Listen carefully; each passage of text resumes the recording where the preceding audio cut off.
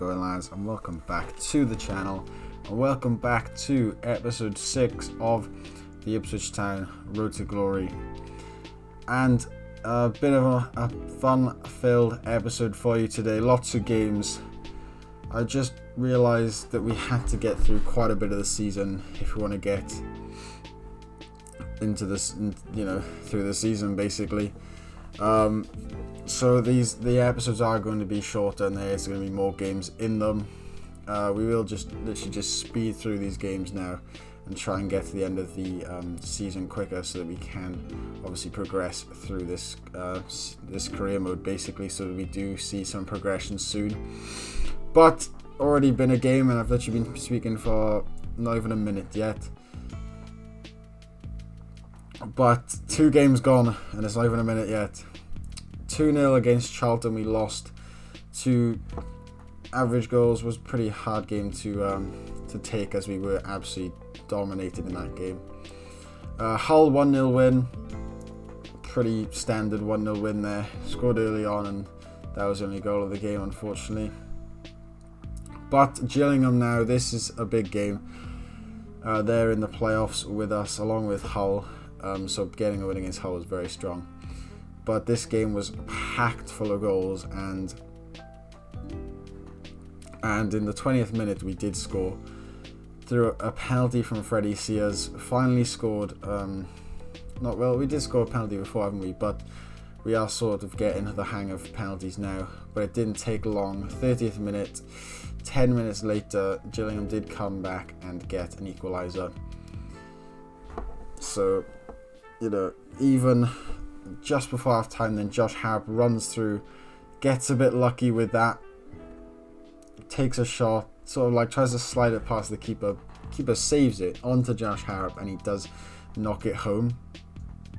We did then go 3-1 up through a Freddie Sears finish into that bottom corner. He's been amazing. 2 players scoring there who have been absolutely insane this season for us.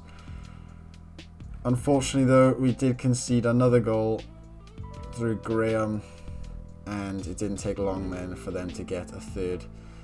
And this game was a big, it was a big reason why, just look at that goal. How can we concede that goal? And they did even the score up in the 69th minute. But this game did make me change a lot of settings later on. This game did make me, because I want this to be a realistic career mode, and games ending 4-3 is not being realistic at all. The game didn't end 4-3, but you know what I mean. It's 5-3 now, and there's been 8 goals in this game, and it's happened a lot throughout the season where we've conceded. There's been 6 goals, 7 goals scored in a game, and it's persistently there. So I am getting it is quite annoying that the realism is sort of not there. But we did lose 5-4, and we have seen Flynn Downs be named man of the match. As you saw there, Guion Edwards has been sold due to the fact we've brought up Esteban Diaz, and we have got quite a few wingers in the side. I decided to get rid of him for just under £1 million, so I thought that's pretty good business. Straight into the game against Bristol Rovers, and what a finish from Brandon Hanlon. Then we did grab one back through Semenyo to even the scoring up in the 13th minute. We do score a lot of goals like that where we have got some play down the wing. We do manage to find a bit of space, and then we are able to put the ball in the middle to Semenyo, who is just in the right position every time. Unfortunately though, we couldn't hold on for the draw, and we did end up losing that game 2-1 against Bristol Rovers, who are also a playoff contender.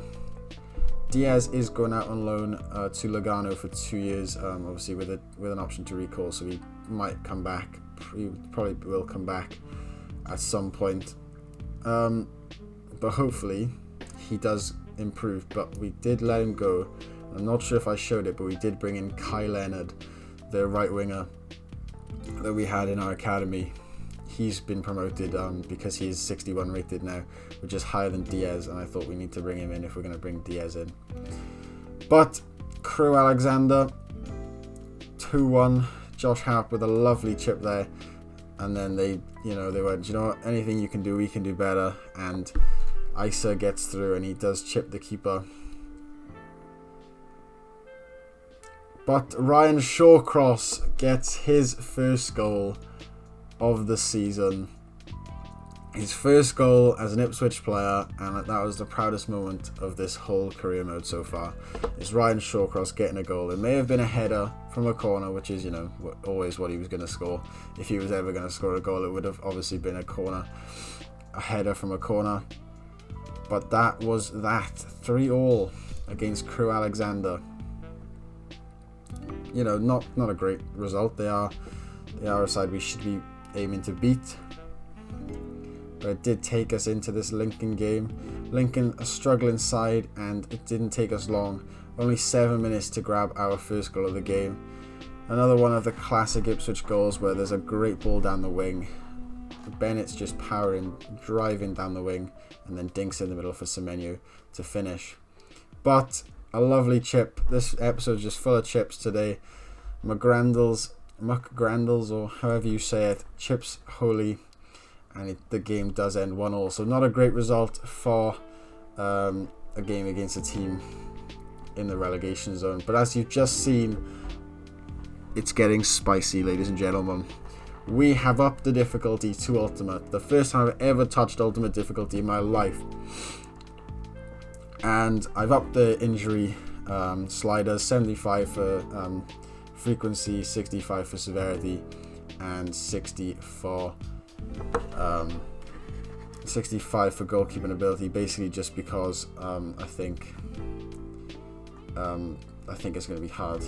But this game, 25 minutes in, we grab a goal. First ever goal on Ultimate, and it doesn't take us long to grab a second goal on Ultimate. And at this point, I'm running around. Second half though comes, Josh Harrop grabs a third. And at this point, again, I am extremely confused about what's going on.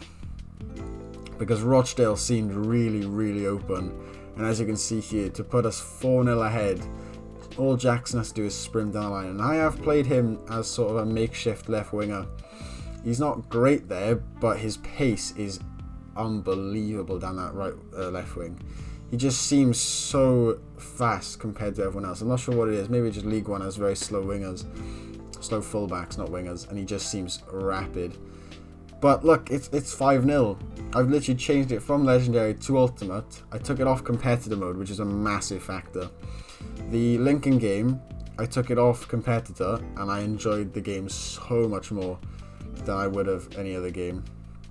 So I decided, you know what, we're going to put it up to... we're going to take it off Competitor, and we're going to go up to Ultimate. And that game was very fun. And this game was also so much more enjoyable than the games I've been playing before on Legendary Competitor, because you didn't have the AI just doing ball rolls on the edge of the area. Like, look at this. That is what I want to see when I concede a goal. I don't want to see the AI just ball rolling around my defense, just staying on the edge of the area for 10 minutes. I want to see actual decent goals being scored.